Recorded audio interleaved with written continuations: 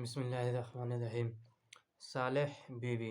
اس آیت کے شروع میں بطور ضابطہ یہ بتلا دیا گیا کہ مرد عورت پر حاکم ہے۔ اس کے بعد نیک و بد عورتوں کا بیان اس طرح فرمایا،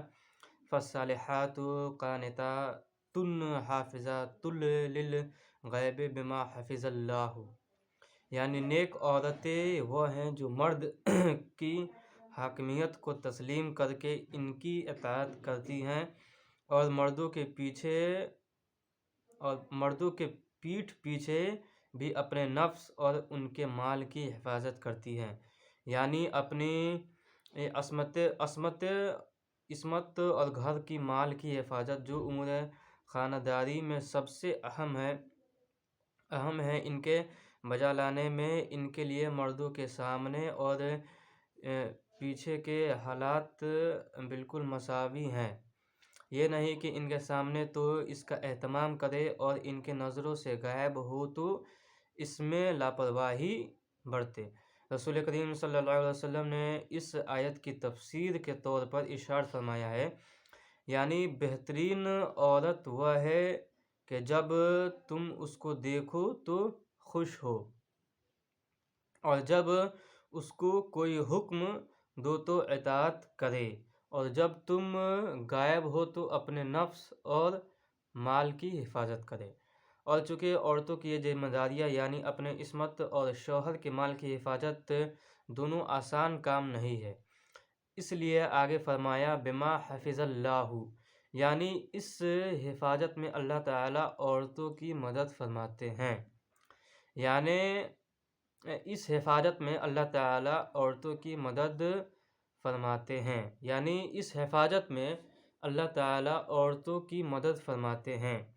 انہی کی امداد اور توفیق سے وہ ان ذمہ داریوں سے عہدہ برا ہوتی ہیں، ورنہ نفس و شیطان کی ملاوٹ ہر وقت ہر انسان مرد و عورت کو گھیرے ہوئے ہے، اور عورتیں خصوصاً اپنی علمی اور عملی قوتوں میں بنسبت مرد کے کمزور بھی ہیں، اس کے باوجود وہ ان ذمہ داریوں میں مردوں سے زیادہ مضبوط نظر آتی ہیں۔ یہ سب اللہ تعالیٰ کی توفیق اور امداد ہے، یہی وجہ ہے کہ بے حیائی کے گناہوں میں بنسبت مردوں کے عورتیں بہت کم مبتلا ہوتی ہیں۔ اطاعت شعار تابعداری عورتوں کی فضیلت جہاں اس آیت میں مفہوم ہوتی ہے، وہاں اس سلسلہ میں احادیث بھی وارد ہے۔ ایک حدیث میں رسول کریم صلی اللہ علیہ وسلم نے ارشاد فرمایا کہ جو عورت اپنے شوہر کی تابعداری و مطیع ہو اس کے لیے استغفار کرتے ہیں پرندے ہوا کے، اور مچھلیاں دریا کی، اور فرشتے آسمانوں میں، اور درندے جنگلوں میں۔ ایک حدیث میں رسول کریم صلی اللہ علیہ وسلم نے ارشاد فرمایا کہ جو عورت اپنے شوہر کی تابعداری اور مطیع ہو اس کے لیے استغفار کرتے ہیں پرندے ہواؤں کے، اور مچھلیاں دریا میں، اور فرشتے آسمانوں میں، اور درندے جنگلوں میں۔ اور عورت کے مختلف اعمال تقسیم کار کے اصول پر مبنی ہیں۔ دوسری وجہ اختیاری جو یہ بیان کی گئی ہے کہ مرد اپنے مال عورتوں پر خرچ کرتے ہیں، اس میں بھی چند اہم امور کی طرف اشارہ فرمایا گیا کہ مثلاً ایک تو شبہ کا ازالہ ہے جو آیات میراث میں مردوں کا حصہ دوہرا اور عورتوں کا اکہرا ہونے سے پیدا ہو سکتا ہے، کیونکہ اس آیت نے اس کو بھی ایک وجہ بتلا دی کہ مالی ذمہ داریاں تمام تر مردوں پر ہیں۔ عورتوں کا حال تو یہ ہے کہ شادی سے پہلے ان کی تمام مصارف کی ذمہ داری باپ پر ہے اور شادی کے بعد شوہر پہ، اس لیے اگر غور کیا جائے تو مرد کو دوہرا حصہ دینا اس کو کچھ زیادہ دینا نہیں، وہ پھر لوٹ کر عورتوں کو ہی پہنچ جاتا ہے۔ دوسرا اشارہ ایک اہم اصول زندگی کے متعلق یہ بھی ہے کہ عورت اپنے خلقت و فطرت کے اعتبار سے نہ تو اس کے متحمل ہے کہ اپنے مصارف خود کما کر پیدا کرے، نہ